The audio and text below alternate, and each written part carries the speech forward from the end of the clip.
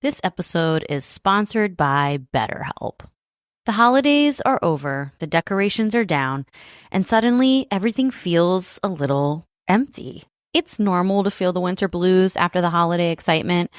January, February, and March are by far my least favorite months of the year.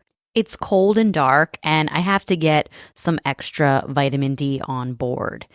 I also need to keep my regular scheduled appointments with my therapist. So if you're feeling that post-holiday funk, I definitely suggest you checking out BetterHelp because maybe it's time to talk. You might also be one of those people like me who makes New Year's resolutions and you get super motivated. So maybe you need someone behind you to hold you accountable and come up with a plan to meet your goals. BetterHelp is super convenient, totally online. You have a therapist right at your fingertips whenever you need them. So head over to betterhelp.com/wifeofcrime1 to get 10% off your first month. That's betterhelp.com/wifeofcrime1 for 10% off your first month. Man, oh man, Russ, have I got a story for you today. The story I'm about to tell you horrified me when I was doing my research. And this story is going to prove to you that you truly don't know the people in your life, like really know them. Today I'm going to tell you all about the serial killer known as BTK.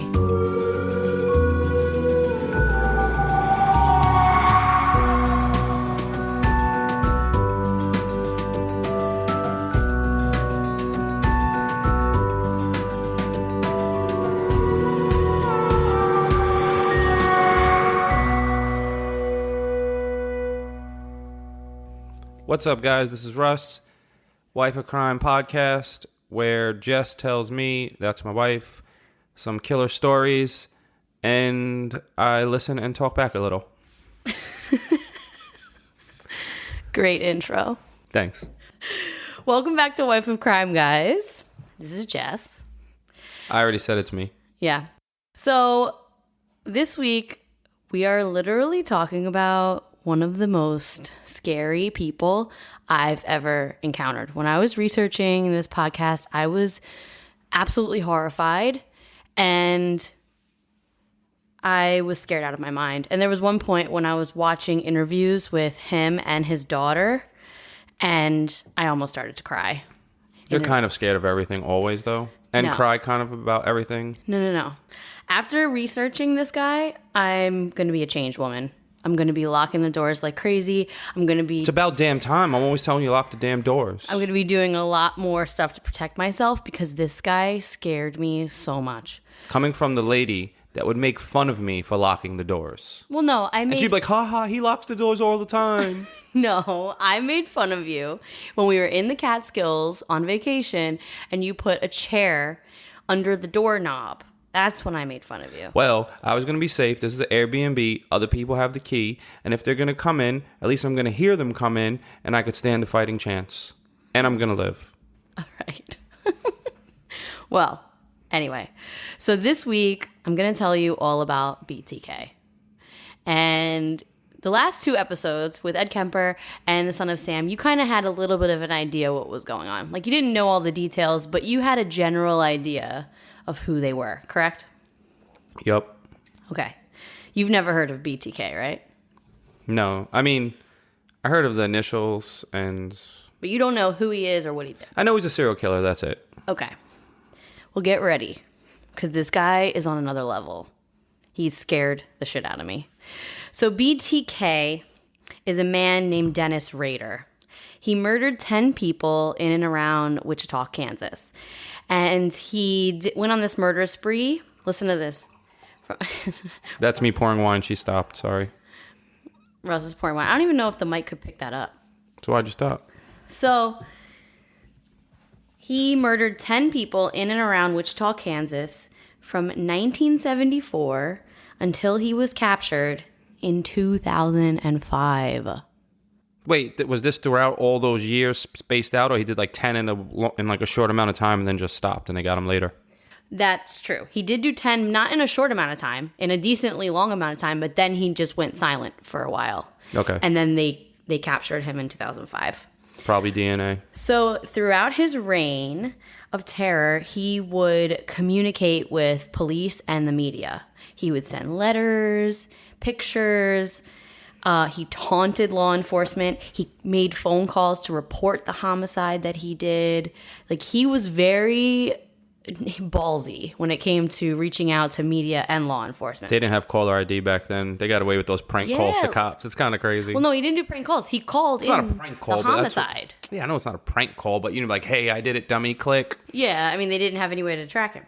So from the outside, he seemed like a totally upstanding citizen. He was a family man. He was married with 2 kids. He was a veteran. You have a job? He had a job. He had good jobs. He was an active church member. But underneath all of it... It's always those people at church. You can't trust them. No. Son of Sam's a church dude. You can't trust anyone. That's the moral of this story. I trust Biggie. You can't trust anyone. Yes, we do trust our dogs. Those are probably the only people we can trust. Well, they're not people, but you know what I mean. But underneath all of this, he was a sick, twisted individual. So let me just tell you a little bit about his early life. He was born March 9th, 1945, and he was raised in Wichita in a very typical blue-collar family. He was raised in a strict household, but he even says he was never abused. There wasn't no situations like that. He was later interviewed by a forensic psychologist who wrote a book about him. Her name is Catherine Ramsland. And she wrote this book after having 5 years of correspondence with him. After he was captured? After he was captured. And during this 5-year correspondence, they talked a lot about his childhood. And he said that the first time he realized that he enjoyed watching someone suffer was when his mom dropped something into the sofa. And she reached down into the couch cushions to get it. And her ring got stuck on one of the springs. And she was stuck. She couldn't get out. So he was standing there at 8 or 9 years old, staring at his mom. And she was like, Dennis, I need your help. Can you help me? Can you please help me? And for 10 minutes, he just stood there and watched her suffer and enjoyed it. And he said that that's the moment that he realized that he enjoys watching people beg and him not doing anything to help them. Wow. Sick. So he also said that when he was a child, he would get stray animals and snap their necks. Oh. He is ruthless. Yeah, killing with your bare hands like that. That's no joke. Snap their necks. Then as a teenager, he became a peeping Tom, and he used to steal women's panties and like watch through their windows and watch them change. And he had a collection of panties. So after high school, he went into the Air Force and he served for 4 years and then got out in 1970. While he was in the Air Force, he was traveling around, you know, like military people do.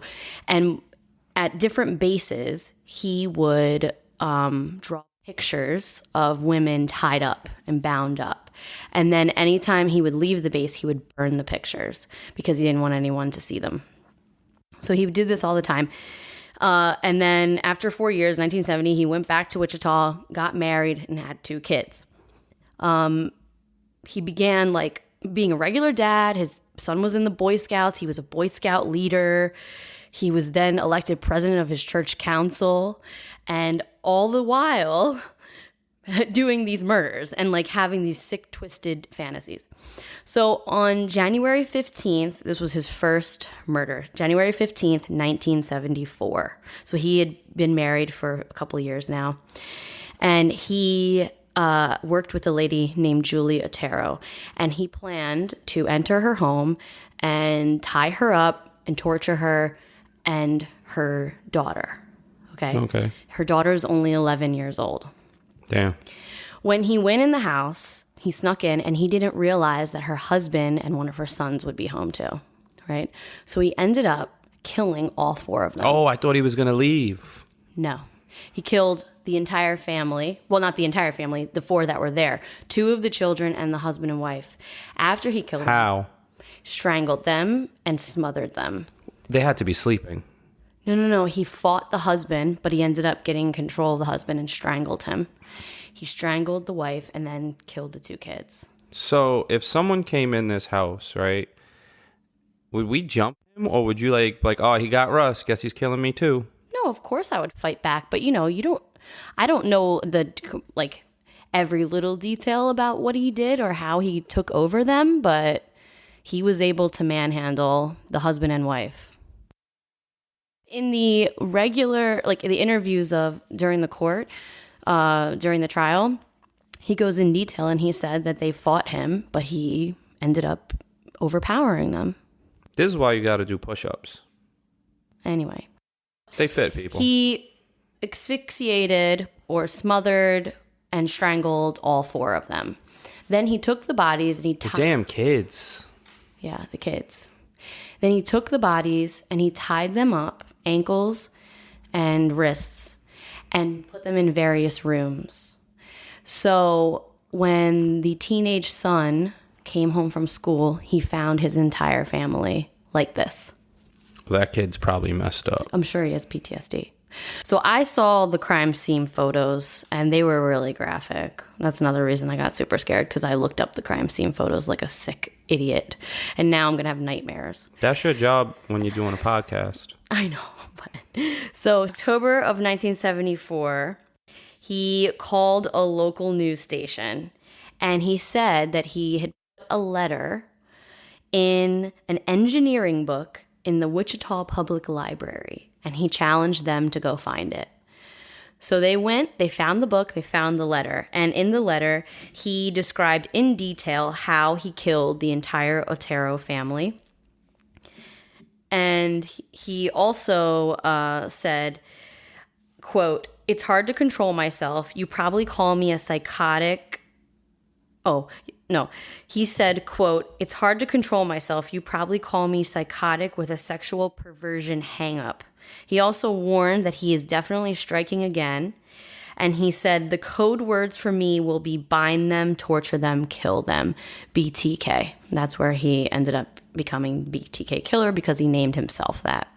They need to stop giving these fools nicknames, because they're giving them like cool ass nicknames like BTK. Well, he gave himself that nickname and they ran with it. Well, if you publish it, now he has a nickname. If you don't publish it, he has no nickname. That's true. So, let's see. So, before, in October of 74 is when he sent the letter, right? But before that, he did commit another murder. This was in April. He waited in the apartment of a woman named Catherine Bright. He got there way before she got home, and he waited there for her. When she got home, he stabbed and he strangled her. Did he know her? He didn't know her. He stalked her for a while. He followed her around and saw where she lived and everything. He strangled her and stabbed her, but what he didn't anticipate is that her brother, Kevin, would come to the house as well. So her brother Kevin and him got into a fist fight, and Kevin fought him off, but he had a gun. And he shot Kevin twice. Kevin survived, but he had a decent description, but it was, I guess, hard to tell in the heat of the moment. So he told cops that he was an average sized guy with a bushy mustache and psychotic eyes. Welcome to the 70s. And that was his description. At this point, he killed the Otero family. He killed this other girl in April, shot her brother, sent this letter to the local news station. So now a few years go by, and it's from 1974 is when all this happened. Now we're into 1977, and he was completely quiet for those few years. In March, he snuck into a woman's home named Shirley Vian. He locked her children in the bathroom, but he didn't hurt her kids this time. Thank God. He locked her children in the bathroom. He's becoming a little more mature. Is that sarcastic? No, I mean, he's having a little conscience. He doesn't have a conscience. No, he ain't killing the kids. You'll see. He has no conscience. The way he looked at those other 2 kids, he says in interviews later, they were collateral damage. That's how he calls them. Oh, they were collateral damage. He would have killed these kids too if he couldn't lock them in the bathroom. He did not care, believe me. So he tied her up and he strangled her. And then 8 months later, in December, he snuck into Nancy Fox's home and strangled her. And then this is the one where he called 911 and reported the homicide. So a month after Nancy Fox's murder, he sent a poem to a local newspaper. And the poem was about killing Shirley Vian. And then several weeks later, he sent a letter to a local news station saying that he was responsible for the Vian killing, Nancy Fox's killing, and an unknown victim that he wasn't going to say. And they didn't end up finding this unknown victim. The one thing that I see a lot of these serial killers have in common is they want recognition for their killings. Yeah. Like, they want to be famous. Is this because they want to kill, or is this their way to, like, in their mind, their way to fame? There's like something weird there. I mean, when it comes to him, he 100% fed off of the fame. I mean, he was probably more than the other ones. He's incredibly narcissistic. And they probably published the poems and the letters. Like, you can't do that. They didn't do it right away. They didn't publish it right away. So he played this cat and mouse game with authorities, and he taunted them and the media with these letters. But he was still able to live this double life as a dad and a husband, and he ended up working at ADT.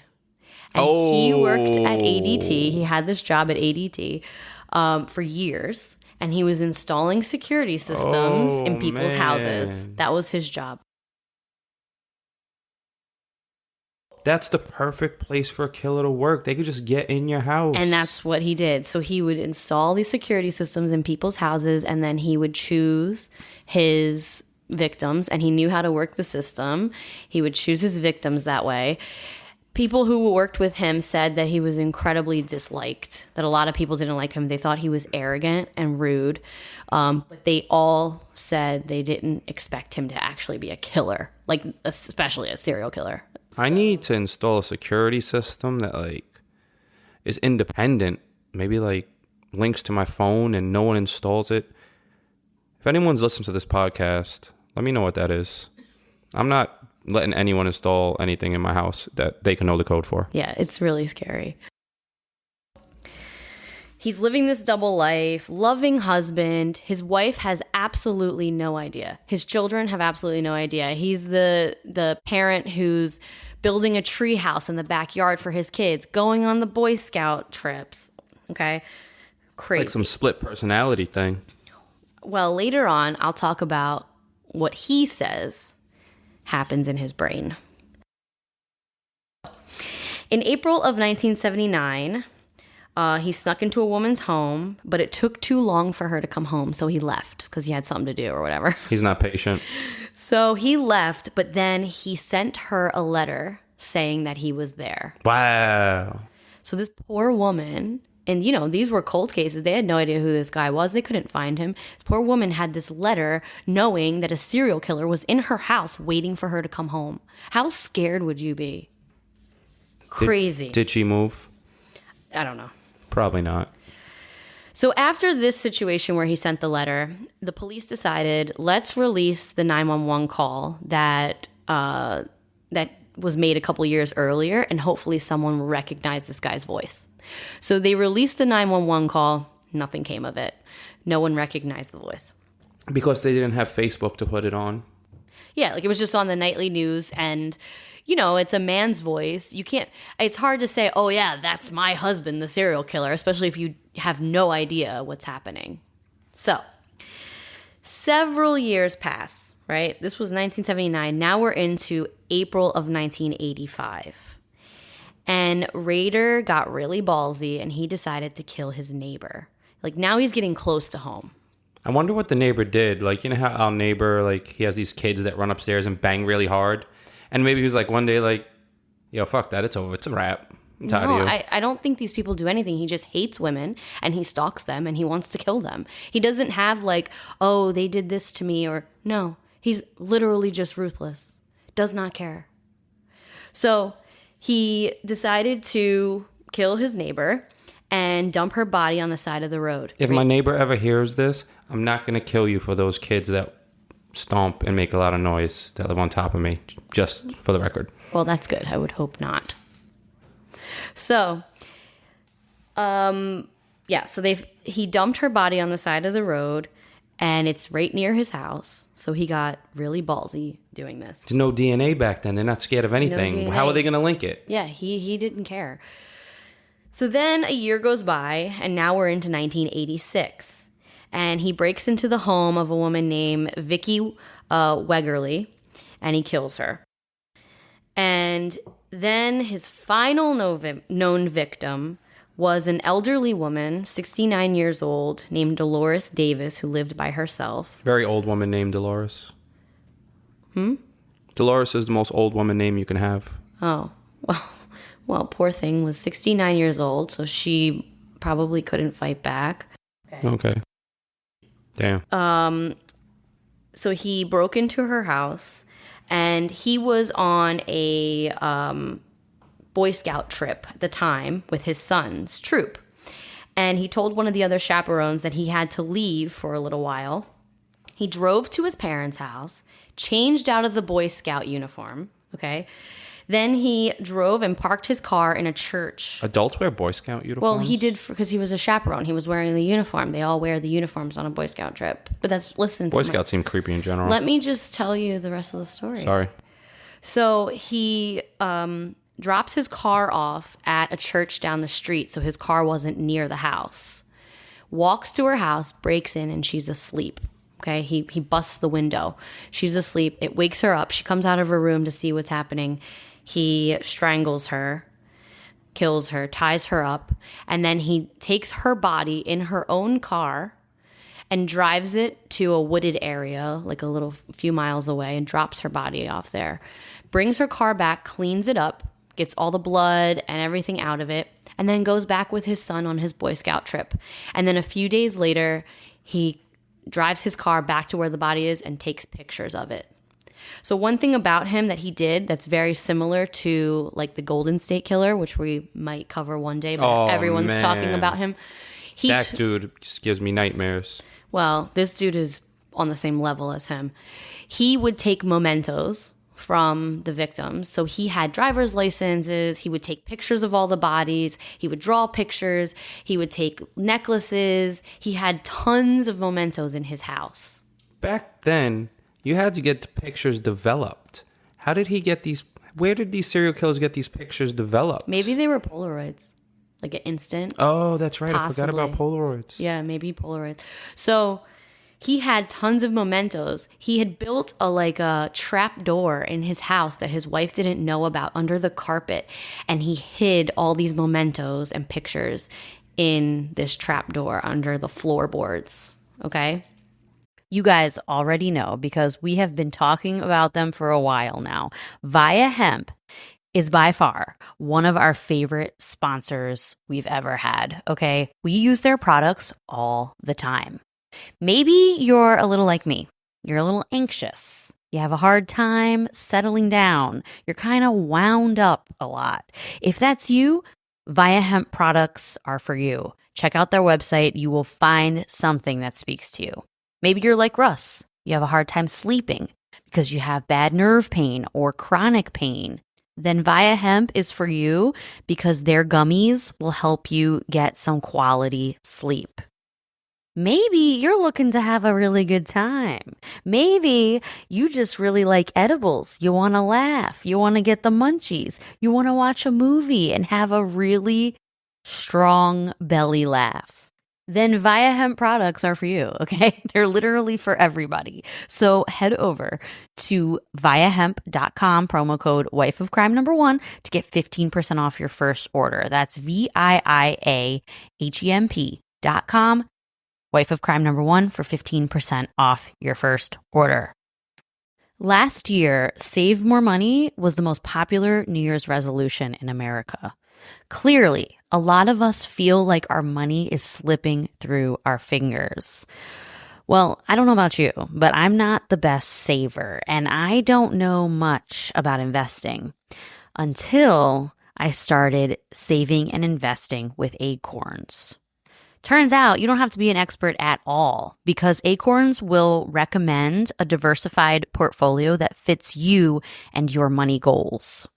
And I always thought that when people say, ooh, I invest in stocks, that they had a ton of money or something. Well, you don't need to be rich. Acorns lets you invest with the spare money you've got right now. You can literally start with $5. And you know you guys are spending that at Starbucks on these fancy lattes. So skip the coffee and invest with Acorns.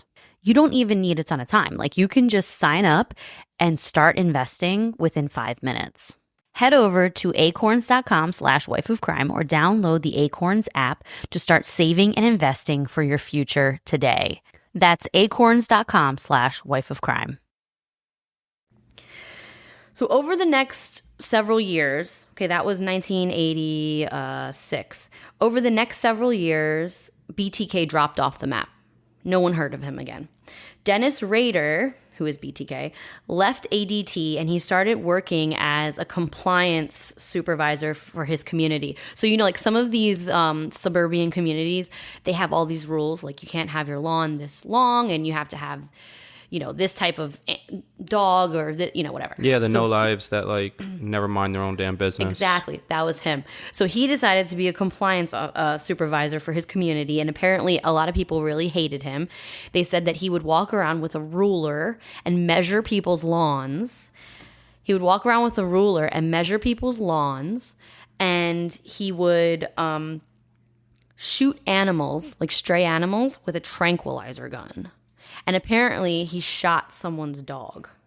So everyone said... That would have been the end of BTK if he was in my neighborhood. I would have finished him right there. Well, everyone couldn't stand him. They said he was an arrogant jerk. And his neighbors hated it because he always tried to like push his authority on them and show that he's better than them. So, yeah, apparently he liked to tell everybody what to do. Which, I guess for that, to have that type of job, you have to like to tell everybody what to do. Fast forward now. It's been years. We're now into 2004. And it's That's like, what, 20 years? Yeah, really long time. Don't make fun of my math. I don't remember the exact year. I know it was the 70s when he started.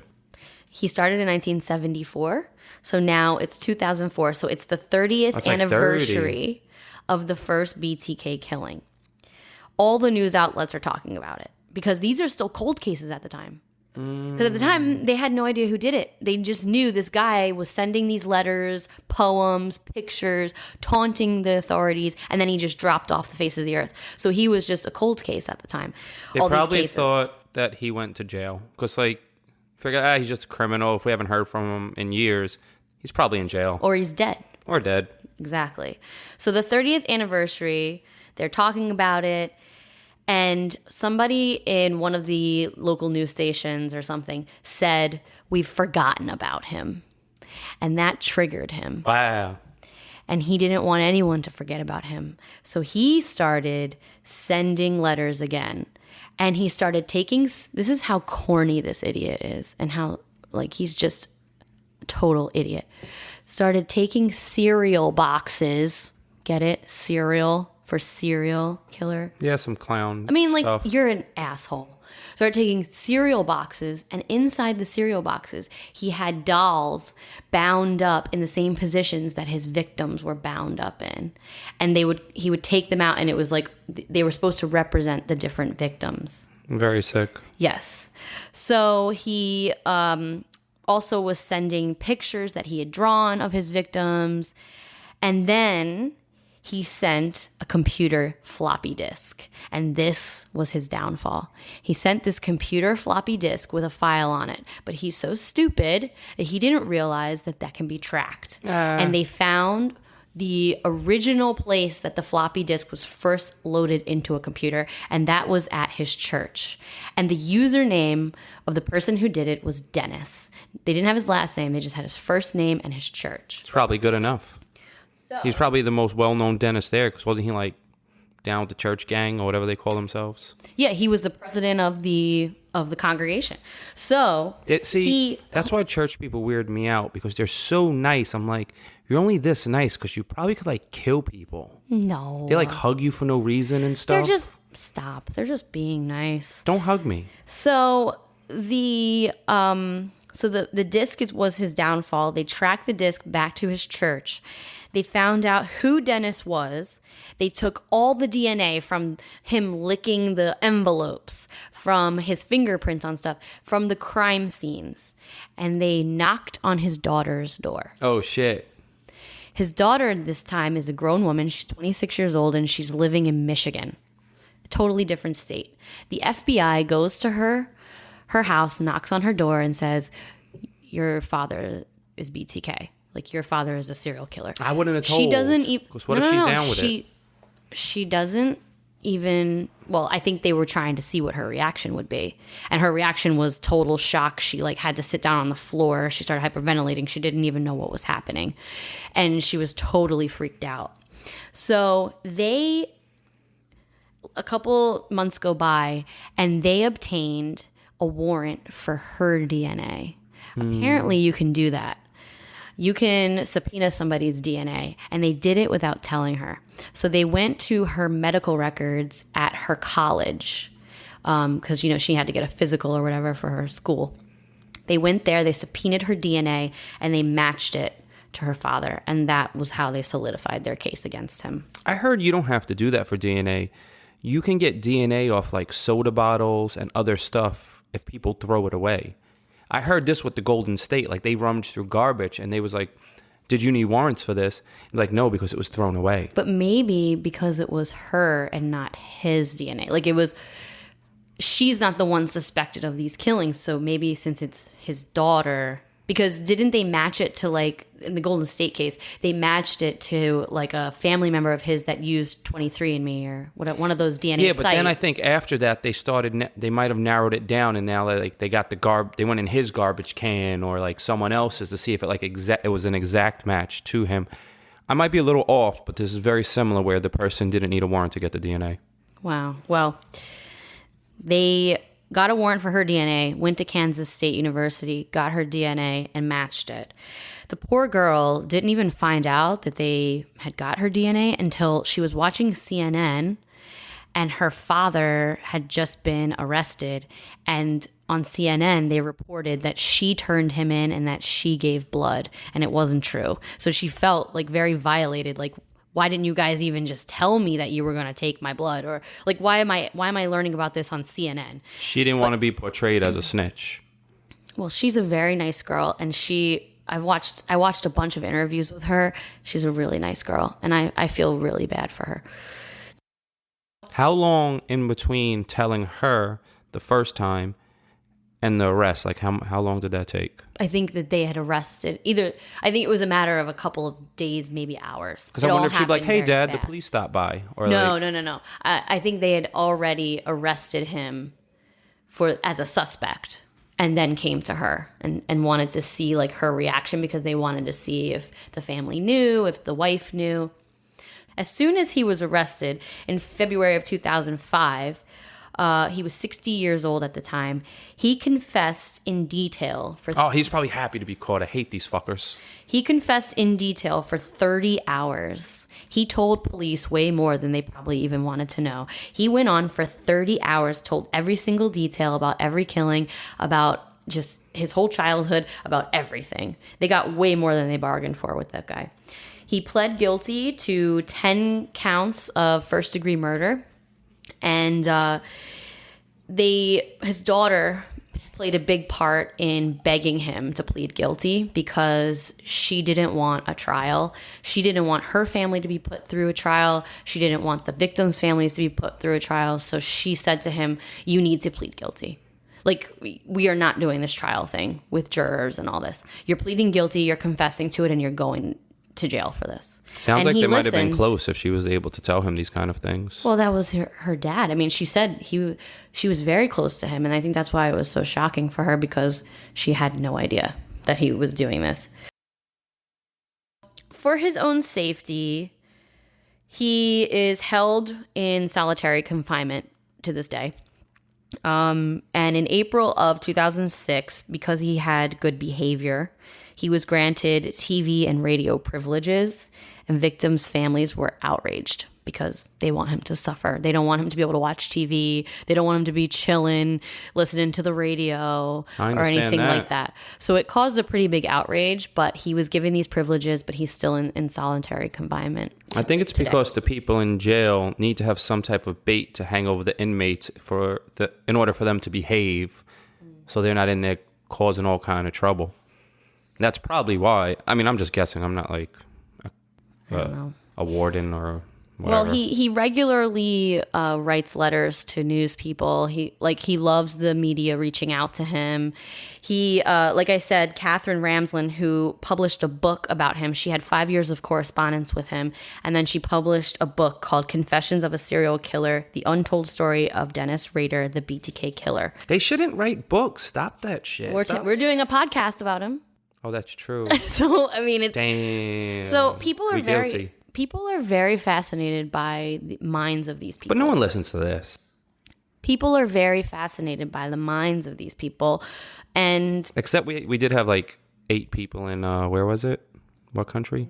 9 people in people. the UK. In the UK. Shout out to my UK people. Yeah, shout out to the UK people. I would do the accent if I knew how.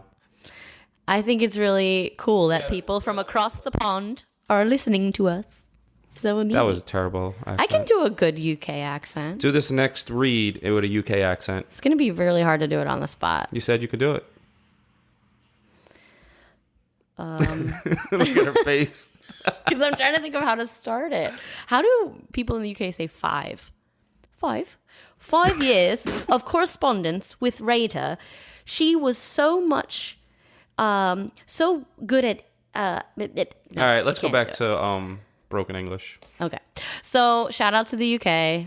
Sorry if that offended you. We really didn't mean to. We love you. No, I'm going to delete that. Really? Yeah. I thought it was funny. Shout out to the UK. I wish I could do a English accent, but I can't. I can't do a good one. We love the Queen.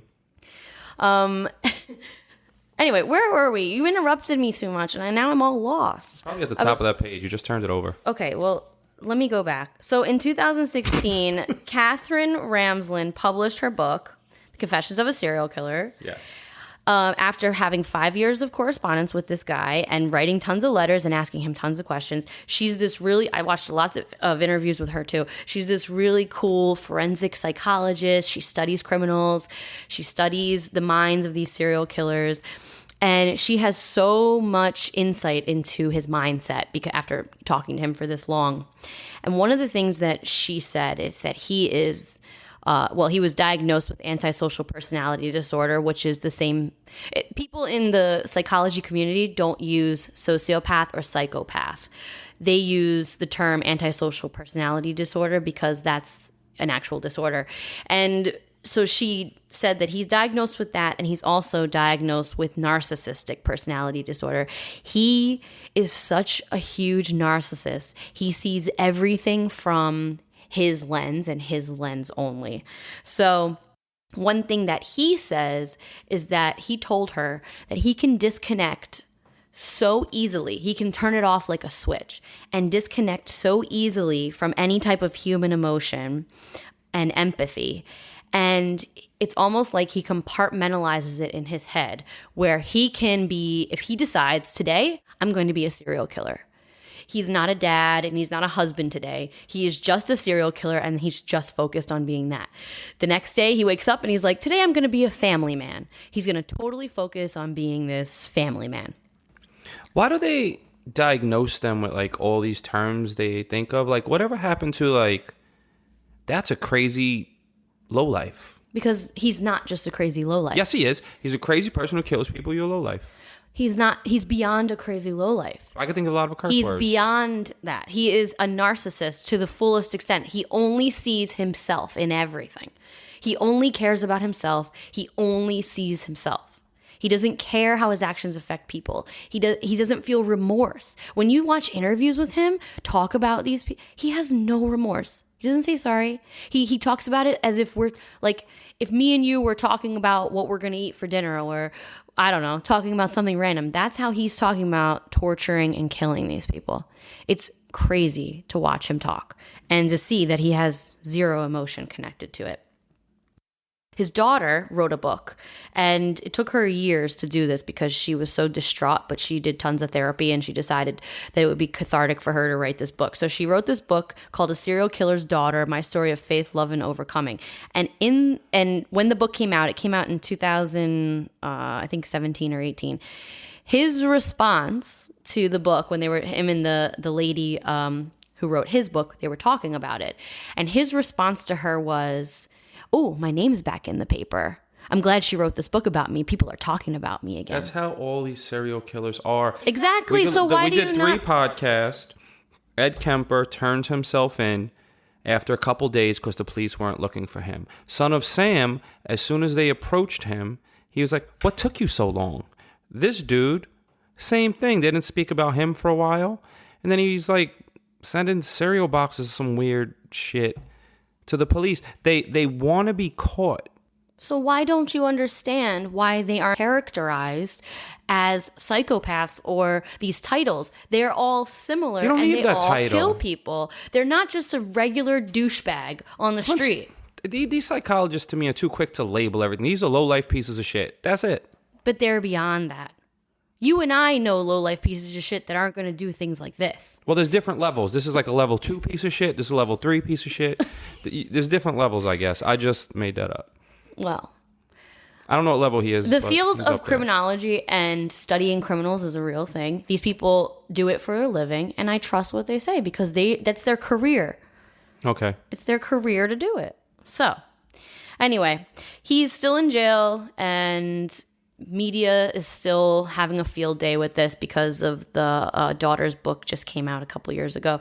So they're still having a bit of a field day with it.